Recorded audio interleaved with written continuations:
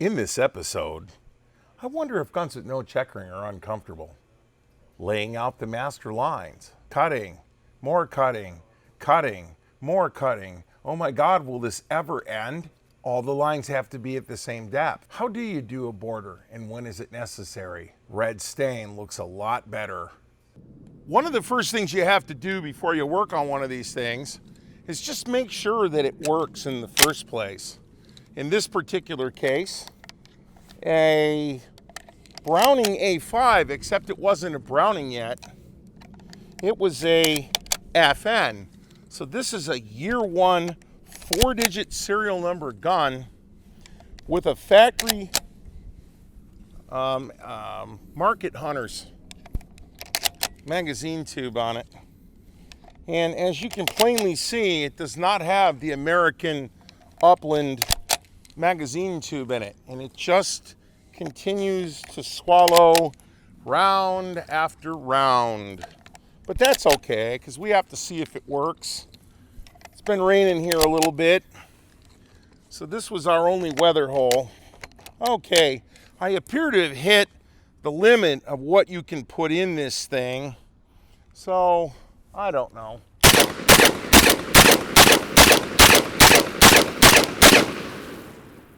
Seems to work. The only thing that's missing is there's no checkering on it. So let's go deal with that, shall we? Down the rabbit hole. This is a checkering episode.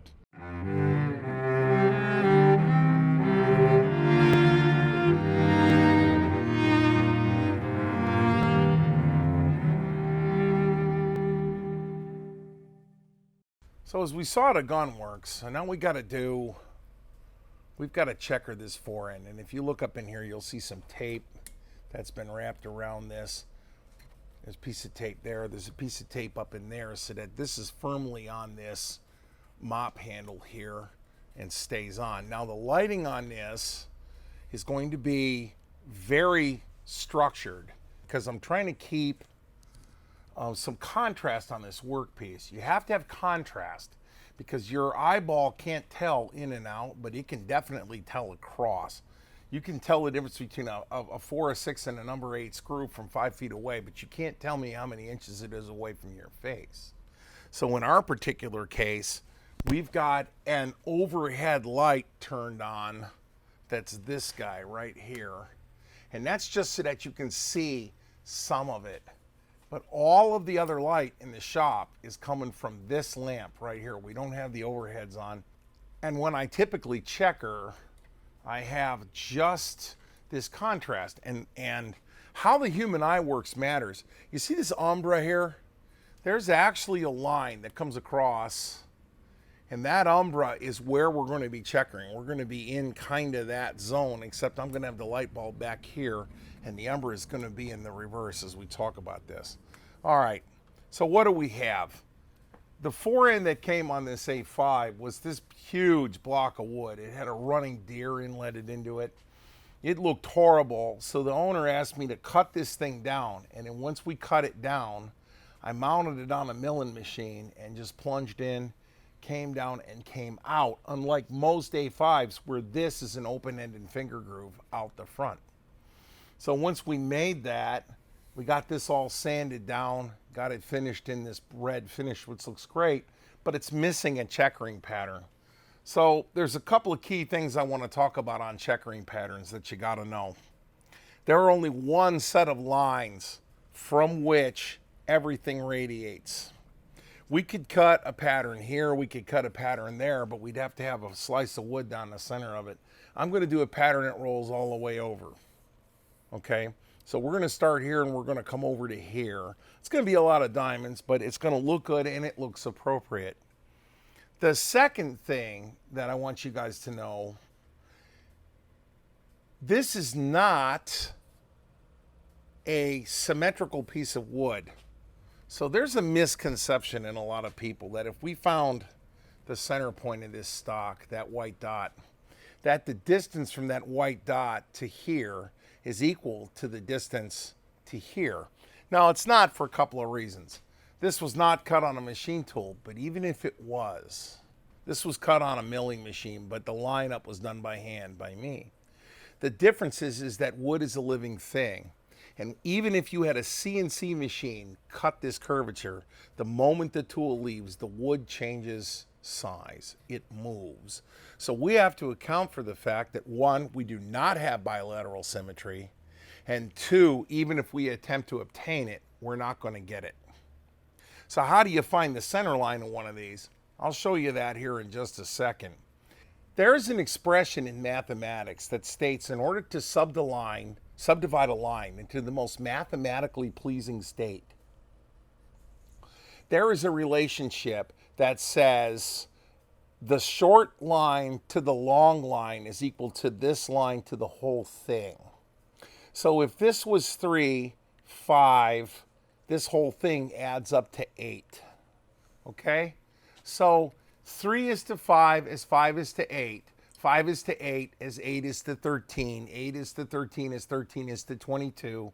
And as you get down through that, that entire relationship tends towards about 1.62 to 1. So 1.62 to 1 is known as the golden mean. So what is the most pleasing size of diamond? The most pleasing size of diamond is about 3.5 to 1. And isn't it odd that 3.5 to 1 is about half of 1.62 to 1? Never write on this stock with a pencil. You will dent the wood. So all checkering is done with a grease pencil, with a China marker. All this stuff that I've written on it, I mean, we could just, like my mom used to do, and just, wash this stuff off because it's water soluble. But I said we would talk about how to find the center of this. How do we lay this out? And I'm going to make this statement up front. Cutting diamonds is relatively easy. Knowing where to cut them is the pain. Okay, wait a minute. I'm taking a piece of masking tape, and that sound you heard was me just popping it on the roll, so that we kill a little bit of the stickiness. We just kind of like that in order to kill a little bit of the stickiness. If your tape is lifting your finish, you need to relook at your finishing technique. Well, anyway, we'll look at right there as a line, and we'll come over here and right here is a line, okay? So now, if we take this piece of tape and we fold it back onto itself, onto those two lines, right there and right there, now we know where the center of this thing is. So we can come back up, lay this piece of tape right there, bring it around, the other line lines up, and now we know right where that fold was. We know right where the center line of the stock is. So there's the middle of the stock. Piece of there's a mark right there on that piece of tape, and that is telling me where the center is. And we got that by taking this piece of tape, marking it on each side, folding it in half. There's the center. We're going to do the same thing up front, and we're going to delineate where the front and the back of this pattern is by where we lay this tape down. Okay, so let's just do this again. We'll go there. We'll say, all right, right there, right there.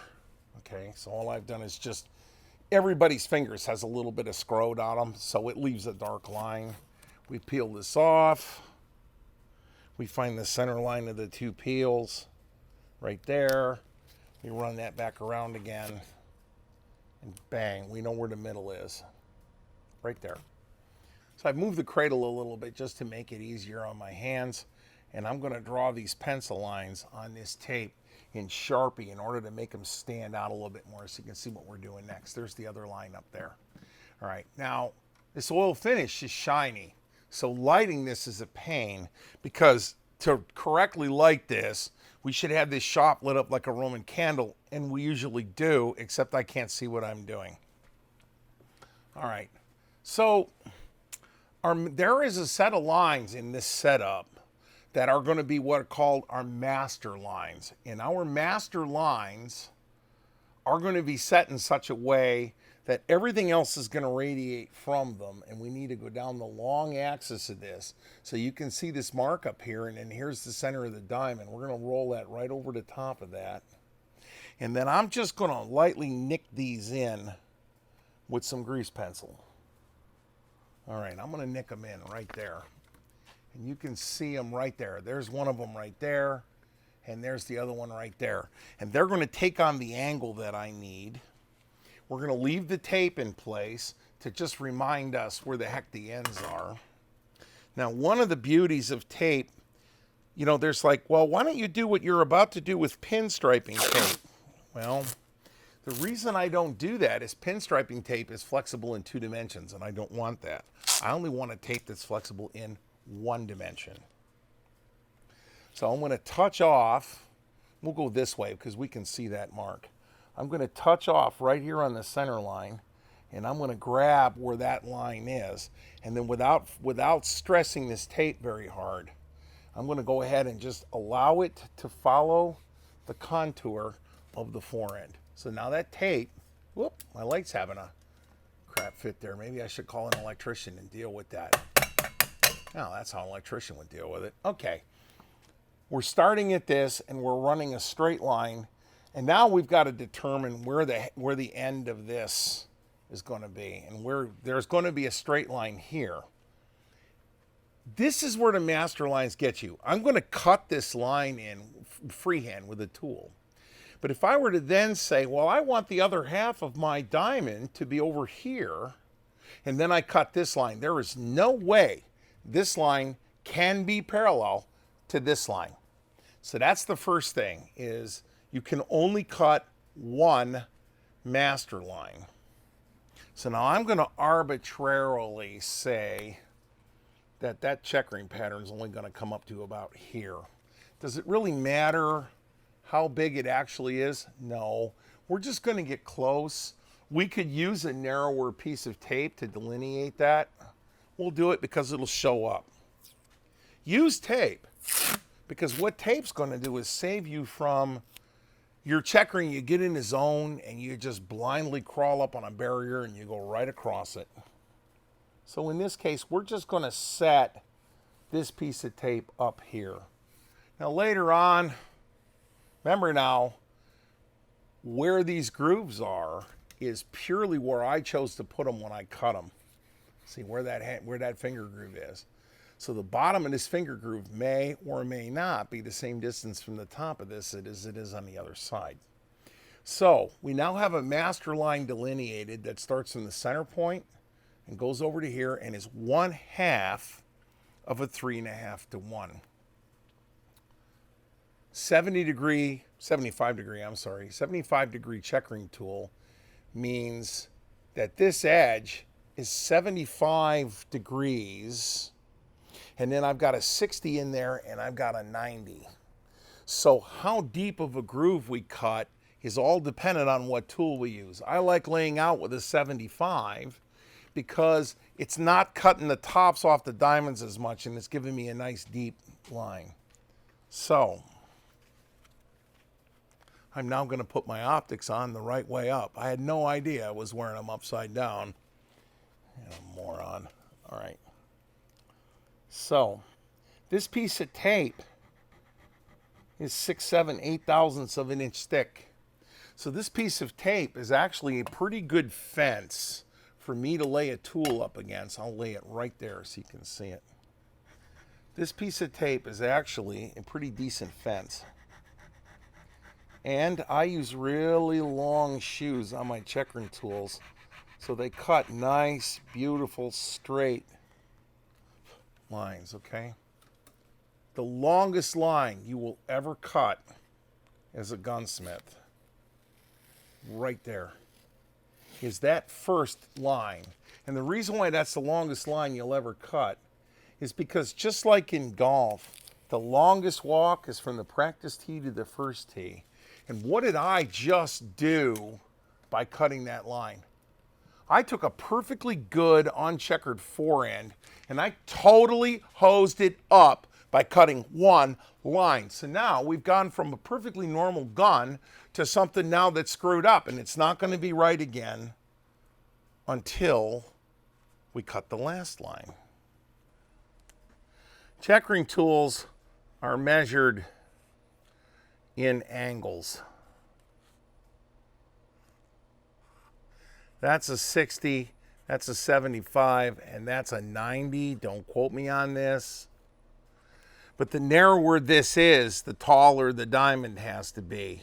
The shallower that angle gets, the lower the height of the diamond gets before it points up. So what I'm going to use here is a 75 to do all my initial cuts, and then I'm going to move over to the 90 to cut the tops off the diamonds. What we're doing when we're checkering, we're not cutting this line right here. We're removing everything that isn't a diamond, and that's the big one to note. This is sculpture. It is not art, and you're doing things the other way around. We've laid out now, we've got my two master lines cut, one there and one there. We're over the top, we know where the center is. We got a piece of tape that's pretty much giving me the space. So now I know where to stop these cuts when they come in. I'm not going to cut this line right away, and I'm not going to cut this line right away because we don't actually know where we're going with this. Okay, I've got an MMC checkering head from probably the 1960s. This thing is ancient. It's made out of solid brass. I had to make my own coupler for it. It works. Do you need power equipment to cut checkering? No. All this does is allows you to annihilate a perfectly good piece of walnut at a much faster pace. We don't need to cut very fast, but we're always cutting new lines away from the master line. So we're going to cut a few, and then I want to show you a problem you'll get into. There is a fence on this which sets the spacing. I'm not freehanding this spacing. Nobody's that good.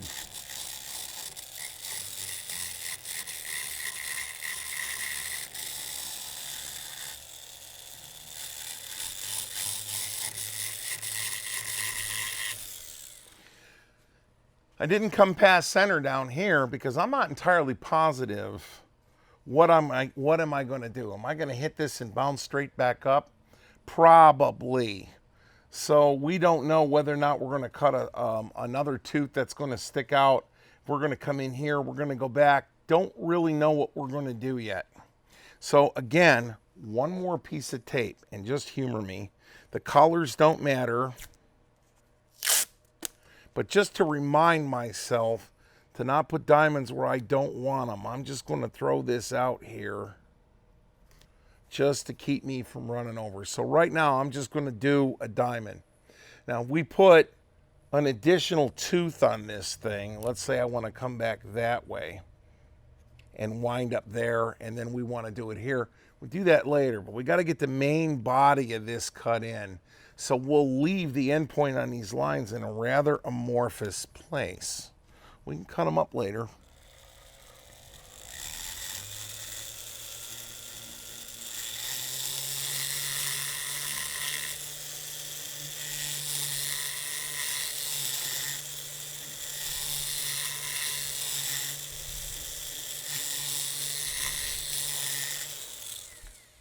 Oh wow, cutting checkering is easy. No, it's not. We're going to space all of this in either direction. So we're going to space everything in one direction first, everything in the other direction. So that's going to be pass number 1 is going to go that way. And pass number 2 is going to go that way. And we're going to flip this cradle over. And pass number 3 is going to come back that way. And pass number 4 is going to go back that way. Okay, so that way we will have attacked this. Then there's going to be a finish pass where we clean everything up around the edges, and then we're going to talk about whether or not we want to border this thing or not, and it depends upon what the customer wants. So something else here that I want to talk about really quickly about coming back to the master lines. Let's say this is a Parker or something crazy like that, and there's a diamond here in the center, and we want this to be left alone. You cannot take this line all the way around this pattern and come back this way and wind up back here at this master line with a straight face, because the minute you turn the corner, you're cutting back towards the master. This has to be cut this way, and then these lines have to match up here. So anything that floats, and the sadistic guys that cut those Parker patterns, wow.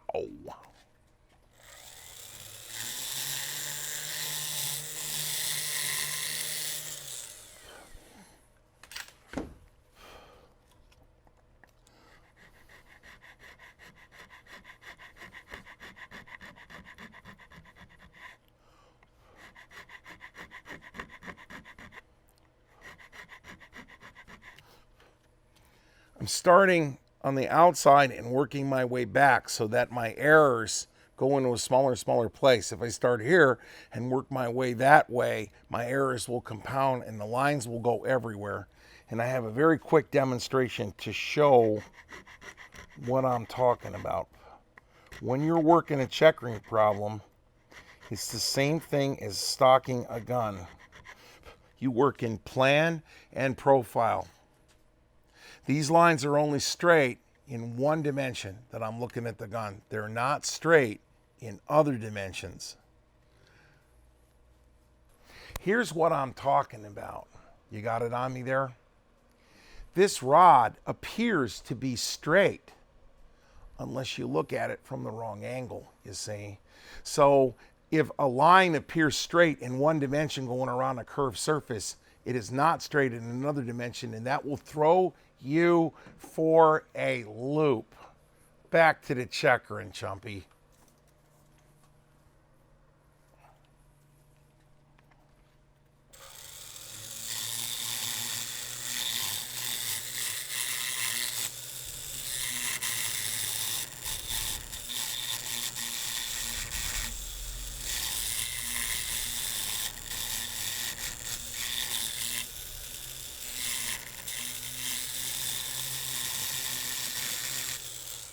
This setup tolerance stacks.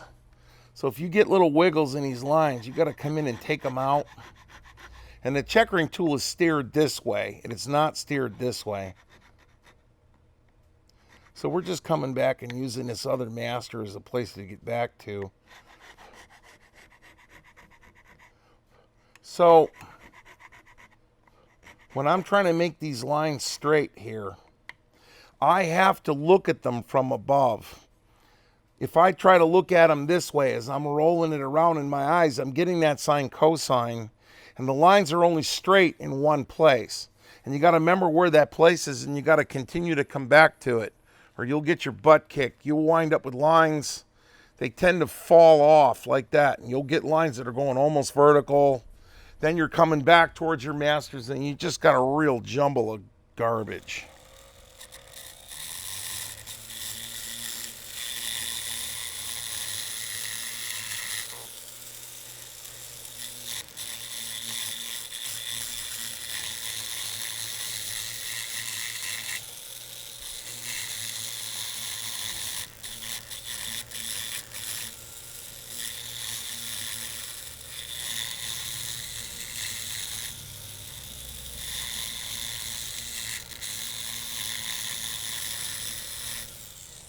I will be asked the question, what do I think about carbide tools?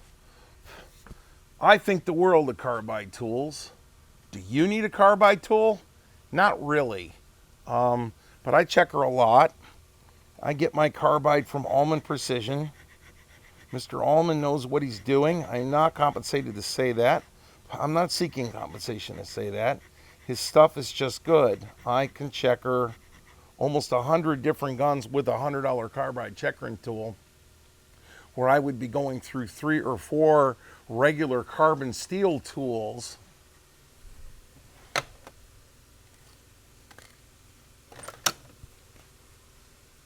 Like this Denbart tool. And I'll tell you what, there's nothing wrong with these Denbarts. They're made out of carbon steel and they get dull. But for the guy that's the average guy that's cutting 1 or 2 or 3 stocks a year, these are great.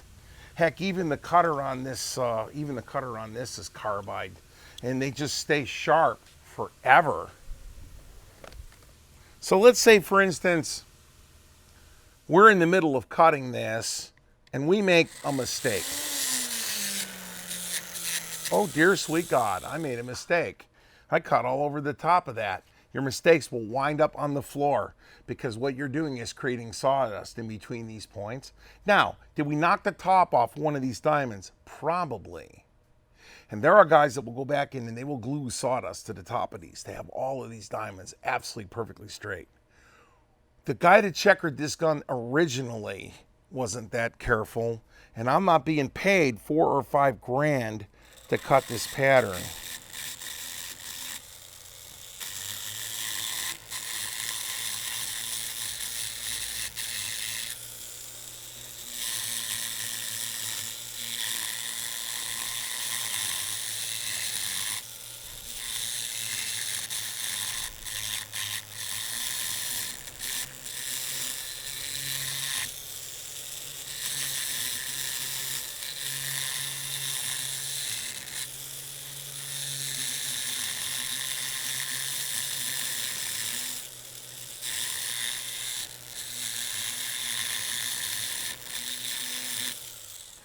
We are not attempting to cut the full depth. All we're doing is spacing this pattern and laying it out. If you attempt to cut the full depth, the subsequent lines that go the other way will not have any wood to bite into. You just have to humor me on that. All we're doing is spacing this. We'll have the option later of adding a line or two. We can play with this, and we'll go into that. But all we're doing is spacing. Now, why have I not flipped this thing over and shown you the other side? Because as we're cutting these diamonds, the depth of this groove, right here at the bottom of this, there's a line going the other way, and it will cross at a different depth. So eventually, the lines going this way will be at one depth, those will be at the other depth, etc., etc., etc., until we get down to the bottom. So we don't want to violate that. We don't want to get down so deep on the first pass that we lose the lines on the second pass. The other thing we don't want to do is create this hodgepodge of line depths.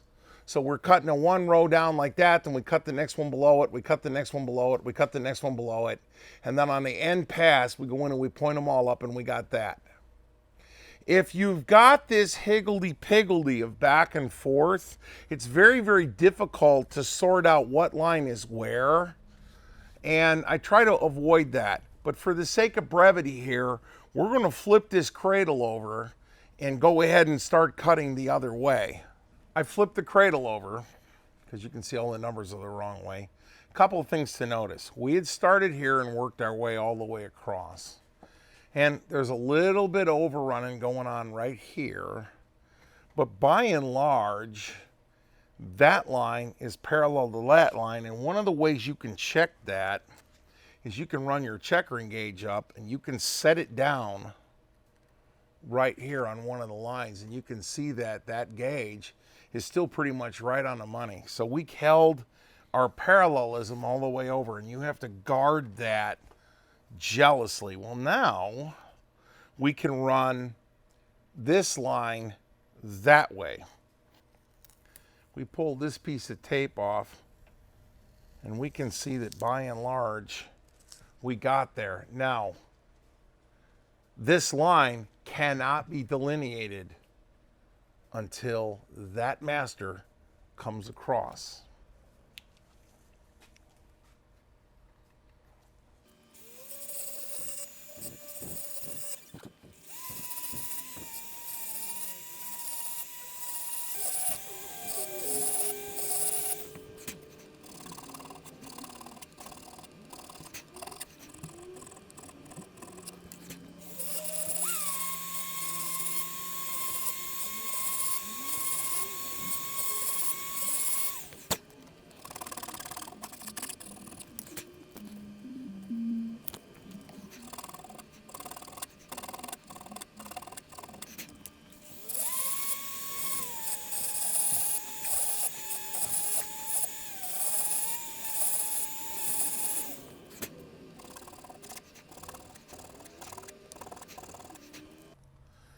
This is not the only way to checker.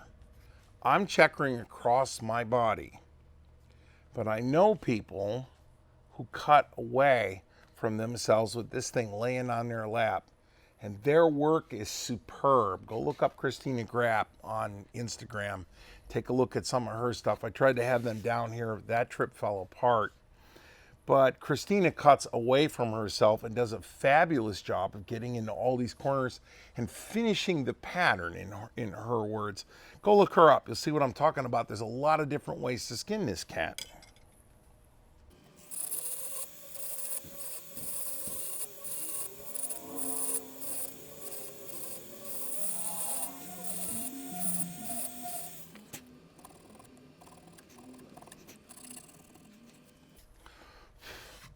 Difficult to see on this camera angle, but these crosses going this way are very shallow here.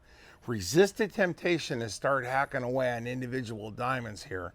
Maintain your this way, that way discipline.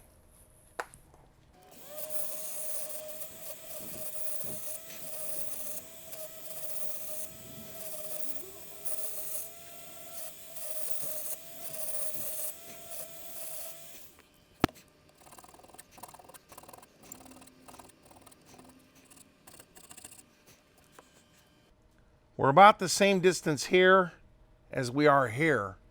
So that line is actually tracking down kind of on where we thought it was going to end. And that's why we weren't being real jerks about digging into this line here. That's going to end where that ends. And that's what I was talking about, the asymmetrical aspect of it. We're a little bit short here and a little bit long there. Now we can play with this line a little bit.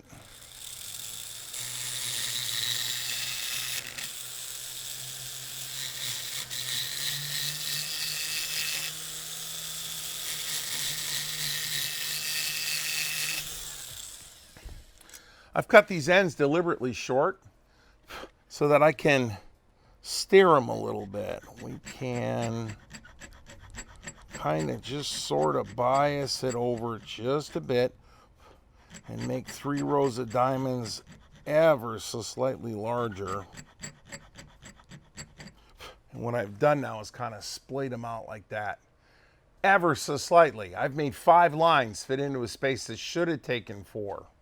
And I've just kind of driven it over. We can do the other thing on the other end. We can actually come in a little bit and make these diamonds ever so slightly smaller. Now you don't want to play with the size of the diamonds too much because you're playing with your spacing. And let me show you what I'm talking about. Let me get a piece of tape here. Not only do these lines have to line up that way, but the tops of these diamonds should draw a line across that way. And this is going to be difficult to see in this camera angle, but each one of these is touching the top of the diamond. So not only do the diamonds line up that way, they should line up this way, so you don't have these crazy spacing rows. So you got to be careful about playing with the spacing because you get into that trouble.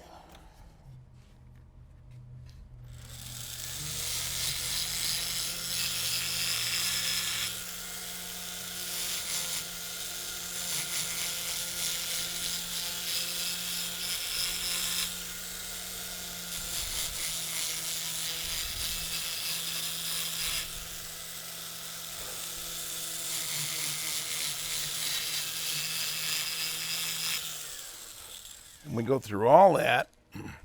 We stopped a little bit short. This row of diamonds right here hasn't really been cut, but we ran out of room at the tape, and we ran out of room at the tape. So here's what that looks like. This will then be cut, and we will aim right at that apex, bring this all the way down, and then every one of these lines will just get cut and chased in across no man's land. And then we hook them all up because we really didn't know where this line was going to be until about 30 seconds ago. And what I'm doing now is I'm not going all the way down until these past 4 lines are below the past 3 lines. I'm now cutting them down level, and we're darn near there. Now, depending on how we did our job,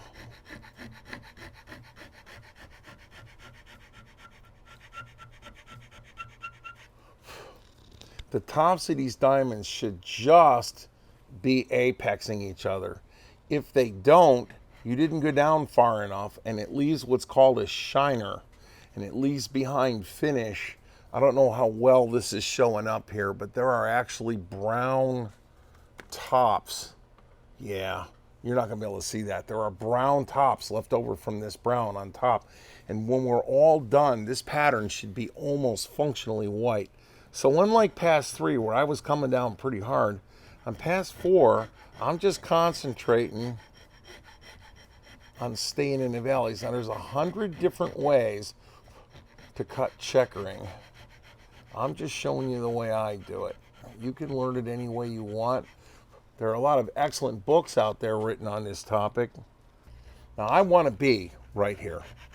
This is where I want to be. And you guys may have noticed we reversed the camera angle because right-handed guys want to cut from the bottom to the top in front of them like this. And you bring the work up. This is darn near, this is at the level of my chin right here. So I don't have to bend my head down. Your head weighs as much as a bowling ball, and you really don't want to have to take that bowling ball and have all of your muscles in the back of your neck hang your head over. So while this is hard on your arms and you got to stop every now and then, it beats the heck out of a trip to the chiropractor every week. So that's why we moved the cradle, and we're trying to get this shot. And we have filmed checkering before, and we're just doing different stuff. Now somebody would ask me, why don't you use a head-mounted GoPro? Well, if you think watching a guy ride a bicycle down the side of a mountain with that GoPro mounted on his head, and you're watching this work do this, your head is a externally stabilized platform using optical feedback. If you lose your ear input to this motion, it will make you sick as a dog. Seasickness is the other way around. Your ears are talking to you, but your eyes aren't. In this particular case, your eyes would be talking to you without all the G loading, and you would get sick to your stomach watching it. I can't watch it. It's hard. You almost have to squint to see it, so we're not going to do that. Anyway, this goes on all the way across. And I'm not going to go too much further because I'm starting to nick up the tops of some of these diamonds right here. They're starting to nick up because my body position is wrong. And checkering is all about body position and patience. But in this case, this is already starting to get sharp. Some guys like sharp diamonds, some guys don't. Some woods will take really small diamond count. 24, 26, 28 diamonds per inch. Some woods will only take 16. And it all just depends on what you're doing. Here we're looking at a picture from when we did that 7 Mauser, and you can see the fuzz everywhere. And this thing was like checkering balsa wood and concrete that had been laminated. Yikes. I'm just going to get up in front of this thing right now and finish it up. And then we're going to try to get the tightest shot we can get. And I'm going to show you how to point diamonds up. And then we'll talk about borders. And we're just going to do a border right here on the front. Because I am eventually going to come back and put these diamonds in because they'll just look better. I don't want to go there right now because it really complicates what should be a simple thing. And it just isn't. All right, we've moved this camera over and actually jigged it on the cradle in an attempt to get this camera steady enough. You hear me tapping on the cradle. That's steady enough. So if you see the camera moving, that's it. But that was how we were going to get this. All right, now bear in mind that you're watching this on a television. It's 3.5 or 4 feet across. And the camera can make out detail, and your television set can magnify it to a size that my eye can't see it at. Allow me to illustrate. I'm going to fly in here with this ruler, and I'm going to show you that these diamonds are only about 1/16 of an inch. So you're looking at something that's really small through a magnified setup. So you can sit here and pick this apart for detail, but if you're standing in a room with this thing, you can't see it. But what we can see is the fact that we didn't get but maybe 4 or 5 rows into pass number 4, and then it falls apart up here. You can see the shiners, they're not done. This is what Miss Christina was talking about, not finished to the edges. You see what I'm saying there? Okay. So I'm back on my 75-degree tool, and I'm going to clean this edge up and point this in such a way that that edge comes to an exact point. Now I know I'm rolling it a little bit because I have to get my head in front of this camera. All right. So now we've got that point. Now that point, there's a little dipsy doodle on the end of it here that's not going to matter in a minute, but we don't want that point to cross at oddball angles. So here's what I'm talking about a border. That line has to be finished all the way to the edge. Okay, so that means then that this line right here also has to be cut all the way to the bitter end. So we're going to do about 8 or 10 diamonds, and then we're going to put an outside border on this. I'll show what we're talking about here. Okay. You keep doing that around the edges. And let me get I have a little potato. Well, this is for corn. It's a corn shucker. Rub all the sawdust out of this. All right, now that we've done that, we can see that these diamonds are evenly pointed, and I'm going to leave a cross slit like this, but we've got a little overrun right there. See that little nick? And I don't even know, our depth of field on this camera right now is about as thick as that ruler. So I'm going to try my damnedest to keep all this in focus here. All right, what we want to do is we want to cut down below that with a tool that has an arched edge on it. You see how it's not a V, it's actually round. Let me get that back in the camera. There it is, it's actually round. Now we're not gonna go all the way around this right now, but we're gonna lay that in that line and just nick this and space it. So that's gonna tell us where the edge of that border is gonna be, and we're gonna do it over here too. Now, you can cut this pattern with all these nicks, without all these nicks. You are, however, going to take 3 or 4 days to cut it. That's not what I'm getting paid to do here. This is a field gun. You got to get on about it. We don't want to take 3 days to film this video. I'm not here telling you I'm the world's greatest checker. I'm just showing you how people that got to get on with it do it. So we've cut that spacing there, and then that allows us to use our tool to bring that line up, bring the line up.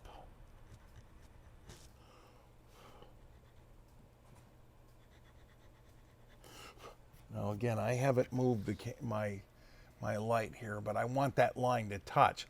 What I do not want this line right here to continue all the way out, and I do not want that line to continue all the way out. I want that nick and that nick to disappear. So this is going to come in semicircular, semicircular, semicircular. Same deal here, and then it's going to transition to semicircular, and then it's going to die all the way down to 0. Pull the focus back. Focus on this eraser. Just focus on this eraser if you can. Okay, now go right there. I want the end of it sharp. There. All right. I've just adjusted focus here because I'm trying to get a little bit tighter.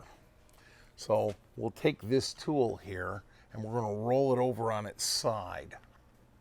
And by rolling it over on its side, we're going to cut the side of this off. And then by rolling it over on its side, we'll cut the side of this off. So far now, I'm shaping the end of this. And we still have this little bump. You can see now we're getting that V. See, we got a point right there. There's a point there. So now we can take this tool and roll it a little bit and cut off all the things we don't want. And we're doing this by removing wood ever so slightly. You see, I'm not moving a lot of wood here, right? And then whatever's left on top can just be very lightly shaved off. And we can come up on the inside, point the center of this up, point the center of this up, and there's still a very, very, very slight right there. All right.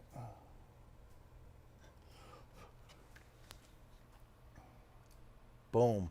That's what I'm talking about. Now you can come back in with this round edge tool and you can back up against the edge of this and you can make this truly round and truly get rid of all of those little things there. You do this all the way around the pattern. So the idea then is going to be to continue working this slowly but surely here, right there, until all of this looks correct. You can't be in a hurry at this phase. To do an entire gun takes me about 5 or 6 hours to do an entire field grade gun like this. Now, we are not doing ribbons across the center of the pattern. We're not doing complex fleur-de-lis. So when somebody like Miss Christina looks you in the face and says it's going to be $1,000 to checker one of these things, it's because she's going to have a week in it, and you're going to have to buy a week of her time. That's just the way it is. Anyway, I'm just showing you here what the heck's going on, and see, we can look at it now. See, all those diamonds are pointed. There's no finish on the top of them, and that is what we're gunning for on the rest of this. Having said that, we've now hit the point where the mind can absorb only what the ass can endure. So here we go. This is that pattern completely laid down. Diamonds checkered to full depth, but no stain yet. The camera plays tricks with your eyes. When you see this thing in person, it looks a lot better, especially when it's been oiled. So here we go. Let's look at it oiled. Well, here it is with the finish on it. And it's just been oiled. We're still rubbing it out. We didn't put the gun back together again because there's some real problems in the back end of this that now have to be solved. We've solved all the mechanical problems up inside the gun, as you saw at the beginning of it. Kind of a rare beast, but it doesn't matter what you're checkering. You could checker a Gewehr 88. We're going to be doing the back end off an A5 or the forend. No matter what you're doing, the principles are the same. And it just takes a lot of time and a lot of concentration to do. So I hope I've inspired some of you guys to go grab a tool and start screwing up a little bit. This was not a comprehensive episode. It wasn't here to tell you cut line A in space B. It's just here to show you that, well, if I can do it, you do stand a fighting chance, you know. And as always, it's been a pleasure.